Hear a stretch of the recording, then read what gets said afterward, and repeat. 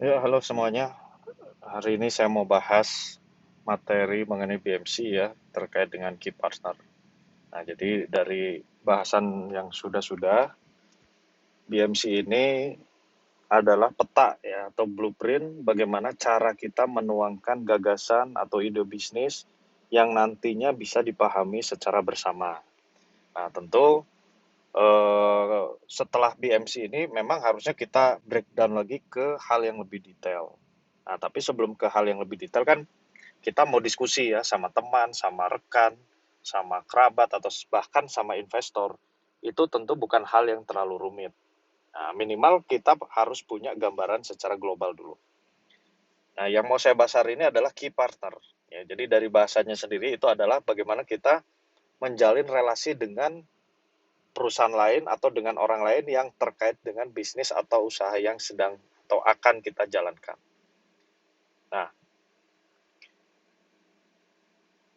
key partner sendiri ya itu bisa jadi orang lain, bisa jadi supplier, bisa jadi partner, bisa jadi teman, ya, menjalin dengan perusahaan lain dengan harapan dapat melakukan optimasi bisnis modelnya, mengurangi resiko dan mendapatkan sumber daya baru. Nah, itu ya kunci pentingnya itu, sumber daya baru. Nah, terus sebelum menentukan partnership dengan perusahaan lain, ada beberapa pertanyaan yang perlu dijawab. Ya. Kira-kira partnership yang benar-benar dapat membantu perusahaan kita itu siapa? Ya dalam artian berarti kan pihak eksternal, ya kan? Supplier utama perusahaan kita siapa? Ya. Supplier dan partner manakah yang dapat mendukung key resource? Nah, itu saya belum bahas ya tentang key resource. Lalu partnership seperti apa yang cocok? Nah, itu ada pertanyaan-pertanyaan yang harus kita bisa jawab.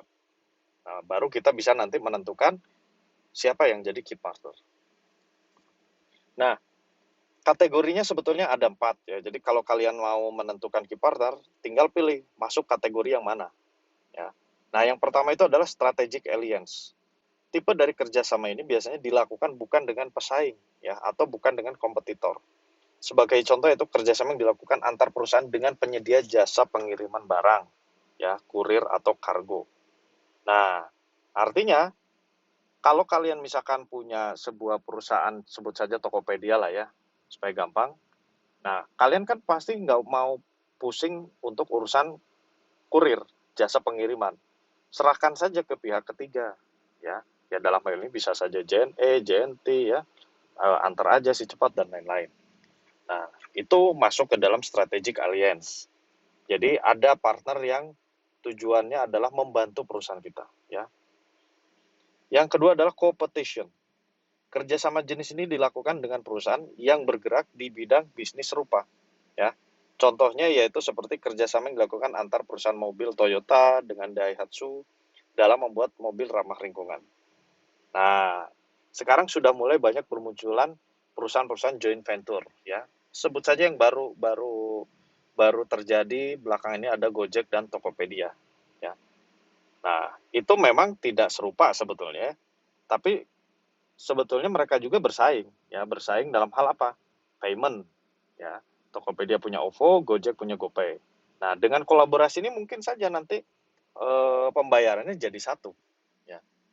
Nah, dalam industri otomotif kita barangkali sudah sering dengar bahwa produknya Daihatsu itu sebetulnya sama, hampir sama dengan produk-produknya Toyota. Ya, makanya di beberapa mobil jenisnya itu sama, cuma beda merek, beda kemasan, beda body sedikit lah ya. Ya seperti misalkan apa namanya? Terios dengan ras, ya kan? Nah, itu contoh sederhananya. Terus ada namanya joint venture. Kerjasama ini dilakukan dengan perusahaan lain dalam rangka membuat bisnis, ya, membuat bisnis sebuah bisnis baru. Contohnya perusahaan makanan Garuda Food menjalin kerjasama dengan perusahaan minuman Suntory Beverage dan Food Limited. Nah, untuk mendirikan sebuah perusahaan industri minuman non-alkohol. Jadi, ada dua perusahaan yang berbeda, mereka bekerja sama untuk membuat perusahaan baru. Nah, itu maksudnya ya. Itu masuk ke dalam joint venture. Terus yang keempat ada buyer-supplier relationship. Jenis kerjasama ini paling banyak dilakukan. Sebagai contoh, perusahaan makanan menjalin kerjasama dengan para petani lokal untuk mensuplai bahan baku mentah. Nah, jadi ini sekarang banyak kita aplikasi-aplikasi seperti Tanifan ya, atau apa namanya, sayuran keliling misalkan ya. Jadi mereka langsung berhadapan dengan produsen ya. Jadi langsung produsen untuk mensuplai produk-produk kebutuhan rumah tangga. Nah, ini sekarang sudah mulai banyak. Nah, saya lanjutkan ke cost structure ya. Ini sebetulnya tidak banyak ya. Makanya saya gabung. Cost structure ini berarti kaitannya dengan biaya. Nah, aspek yang paling penting yaitu cost atau biaya ketika menjalankan suatu bisnis model. Menciptakan value, menjalin customer, dan menghasilkan pendapatan, kesemuanya ini menimbulkan biaya. Biaya dapat dengan mudah diketahui setelah menentukan key resource, key activities, dan key partnership.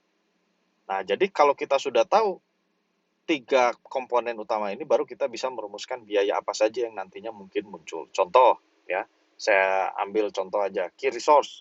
Key resource itu secara singkat bisa dikatakan sebagai sumber daya apa yang kita butuhkan nih, misalkan komputer, ya kan, itu kan sebagai sumber daya ya, resource. Nah, berapa butuh banyak komputer? Nah, itu kan nanti jadi keluar biayanya berapa. Terus aktivitas, key aktivitas, misalkan apa namanya, perekapan data, ya kan. Terus ada lagi pengambilan data. Nah, itu kira-kira muncul biaya enggak? Ya. Terus penjemputan makanan ke supplier. Nah, itu kan juga nanti akan muncul biaya. Dan ada lagi yang terakhir adalah key partnership. Nah, jadi pada saat kita menjalin kerjasama, yang namanya buat perusahaan baru tentu ada biaya. Ya. Nah, jadi catat ya, hal penting yang harus Anda lakukan, ya, yang harus Anda waspada itu adalah biaya. Ya. Kita tidak bisa mengendalikan atau mengontrol atau mengusahakan sekuat tenaga supaya pemasukan kita besar, ya kan? Tapi kita bisa mengontrol pengeluaran, ya. Kalau pemasukan itu kita sulit mengontrolnya. Misalkan hari ini saya ingin penjualan 10 juta. Nah, kan bisa jadi gagal, bisa jadi enggak, ya kan? Bisa jadi tercapai, bisa jadi enggak. Tapi kalau yang namanya pengeluaran, hari ini pengeluaran tidak boleh lebih dari 2 juta. Sebetulnya bisa, ya kan? Ya kita tinggal batasi aja uangnya jangan dikeluarin. Nah, jadi sebetulnya lebih mudah ya secara artian lain ya. Lebih mudah mengendalikan pengeluaran daripada mengusahakan pemasukan. Nah, catat itu ya. Jadi, hal penting yang harus Anda perhatikan di dalam memulai sebuah bisnis itu, perkecillah pengeluaran sekecil mungkin, ya kan? Karena kan kita tidak pernah tahu pendapatan kita itu berapa, ya.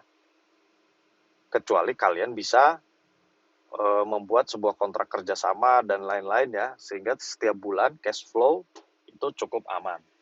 Nah, tapi alangkah lebih baik kalau kita lebih peduli terhadap pengeluaran, ya. Jadi coba Anda lakukan pencatatan rutin setiap barang yang dibeli. Ya, itu lebih penting ketimbang misalkan setiap hari nyatet uang masuk. Nah, karena kalau catatan pengeluaran itu lebih mudah nanti kita melakukan evaluasi.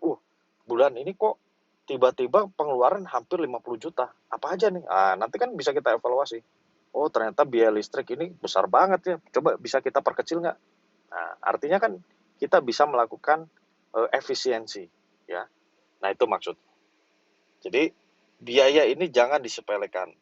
Karena banyak sekali perusahaan-perusahaan yang belum bisa menghasilkan uang dalam jumlah yang cukup, ya, tapi pengeluarannya udah besar banget. Nah, gitu ya. Jadi banyak perusahaan-perusahaan itu kolaps, bangkrut, gara-gara apa? Kita belum bisa mengontrol biaya. Ya. Jadi aktivitas perusahaan yang paling sangat krusial itu dua, aktivitas marketing dan aktivitas finansial. Ya, aktivitas marketing berarti kan kita mengusahakan sekuat tenaga untuk memperbesar pemasukan, ya, memperbanyak jumlah konsumen. Nah, tapi di sisi lain pun kita jangan sampai lost control, jangan sampai hura-hura gitu ya istilahnya. wah ini hari ini kita penjualan meningkat, kita makan-makan yuk. Wah, ya nggak gitu juga gitu ya. Jadi harus betul-betul kedua hal ini bersinergi ya. Di satu sisi tim marketing itu berjuang sekuat tenaga ya mencari konsumen baru, meningkatkan income, tapi di sisi lain tim finansial atau bagian keuangan itu mengontrol ketat ya setiap pembelanjaan, setiap pengeluaran. Nah, tujuannya supaya perusahaan kita itu selamat. Ya, jangan sampai kehabisan dana di tengah jalan. Ya. Nah, itu ya pentingnya mengatur biaya. Nah, ada dua pendekatan mengenai struktur dari cost, yaitu cost driven. Jadi cost driven ini memfokuskan pada minimalisasi cost sedapat mungkin dalam rangka menghasilkan value. Contohnya itu dengan melakukan otomasi pekerjaan, menerapkan outsourcing. Ya, jadi gimana caranya nih memperkecil biaya nih? Ya, ya, contohnya ya udah aja kita sewa aja deh daripada beli. Nah, contohnya kan gitu. Karena kalau beli kan butuh modal awal yang cukup besar. Yang kedua ada value driven. Ada beberapa perusahaan yang tidak terlalu menghiraukan terhadap biaya yang disebabkan oleh jenis bisnis modelnya. Dan mereka lebih cenderung untuk lebih fokus meningkatkan value. Salah satu contoh perusahaan yang menerapkan jenis value driven adalah hotel mewah berbintang. Nah, kalau bicaranya hotel, itu kan kita tidak bisa terlalu irit juga ya. Yang namanya beli karpet ya karpet mewah, yang namanya beli AC, AC yang enak. Tujuannya kan supaya konsumen itu nyaman. Ya, dengan mereka nyaman, mereka betah berlama-lama, ya otomatis mereka tidak ragu untuk mengeluarkan uang yang besar tentunya. Nah, ini ada dua pendekatan cost ya. Nah, jadi kurang lebih seperti itu. Ya, jadi materi yang mau saya sampaikan hari ini tidak terlalu panjang lebar ya. Mudah-mudahan bisa memberikan sedikit gambaran buat Anda untuk mulai membuat sebuah bisnis ataupun usaha. Baik, saya cukupkan sekian ya. Terima kasih atas perhatiannya. Assalamualaikum warahmatullahi wabarakatuh.